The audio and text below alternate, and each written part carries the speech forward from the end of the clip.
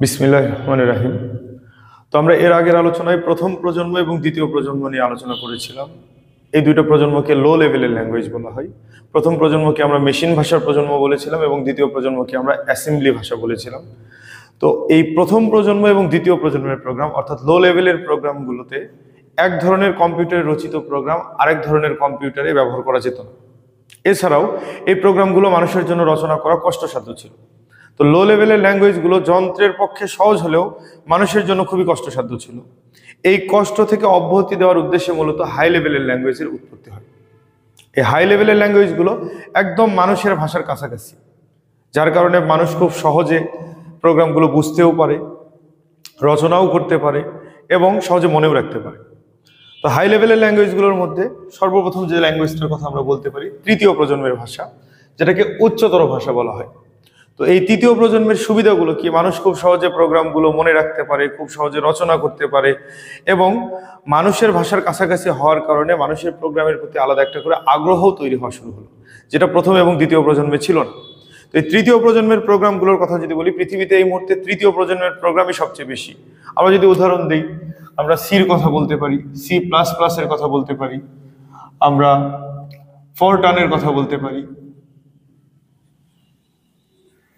LISP-র কথা বলতে পারি। এগুলো মূলত তৃতীয় প্রজন্মের ভাষা। তো তৃতীয় প্রজন্ম থেকেই মূলত প্রোগ্রামটা মানুষের জন্য সহজ এবং বোধগম্য হওয়া শুরু করে। তৃতীয় প্রজন্মের পরে চতুর্থ প্রজন্মের আগমন ঘটে। এই চতুর্থ প্রজন্মকে আমরা বলি উচ্চতর ভাষা, অতি উচ্চতর ভাষা বলি, অর্থাৎ ভেরি হাই লেভেলের ল্যাঙ্গুয়েজ। নাম দেখে আমরা বুঝতে পারতেছি উচ্চতর, অতি উচ্চতর। তার মানে এদের চিন্তা ভাবনা তৃতীয় প্রজন্মের থেকেও প্রোগ্রামগুলোকে আরো বেশি সহজ সাবলীল করা এবং আরো বেশি মানুষের ভাষার কাছাকাছি নিয়ে যাওয়া। তো বর্তমান সময়ে পৃথিবীতে চতুর্থ প্রজন্মের অনেক জনপ্রিয় ভাষা রয়েছে। আমরা যদি নাম বলি, SQL আছে, স্ট্রাকচার কুয়েরি ল্যাঙ্গুয়েজ, MySQL আছে, তারপরে ওরাকল আছে। এগুলো মূলত চতুর্থ প্রজন্মের ভাষা। তো চতুর্থ প্রজন্মের ভাষাগুলো মানুষের জন্য আরো বেশি সহজ করে দিয়েছে প্রোগ্রাম রচনা করাটা, বিশেষ করে। এরপরে যদি আমরা পঞ্চম প্রজন্মের কথা বলি, পঞ্চম প্রজন্মের নামটা যদি আমরা লক্ষ্য করে দেখি, আমরা তিনটা নামে যদি লক্ষ্য করে দেখি, উচ্চতর, অতি উচ্চতর, তার মানে এদের চিন্তা ভাবনা উচ্চতর থেকেও আরো সহজ করবে। আর এদের চিন্তা ভাবনা দেখেন, এরা প্রোগ্রামটাকে একদম স্বাভাবিক ভাষার পর্যায়ে নিয়ে যাবে।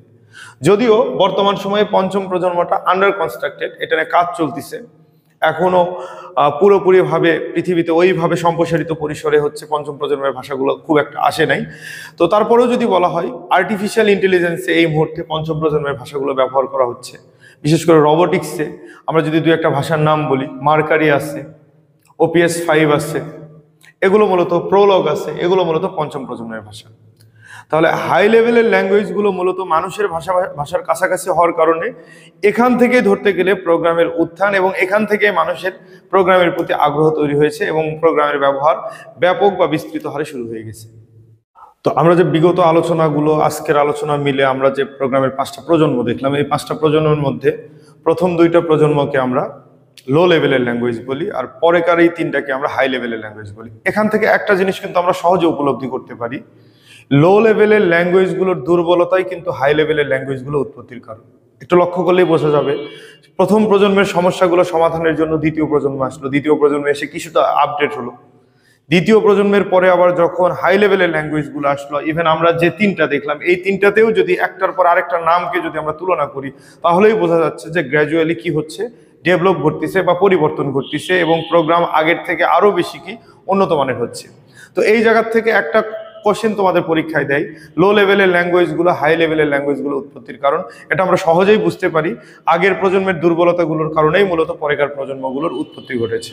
এখান থেকে আরেকটা বিষয়, এই 5টা প্রজন্মের মধ্যে প্রথম যে প্রজন্ম, এই প্রজন্মটা শুধুমাত্র মেশিন ভাষায় রচিত ছিল, বাকি সবগুলোতেই মানুষের ভাষার ব্যবহার করা হয়েছে। তো এই জন্য প্রথম প্রজন্মকে বলা হয় অবজেক্ট ভাষা, বাকি সবগুলোকে বলা হয় সোর্স ভাষা।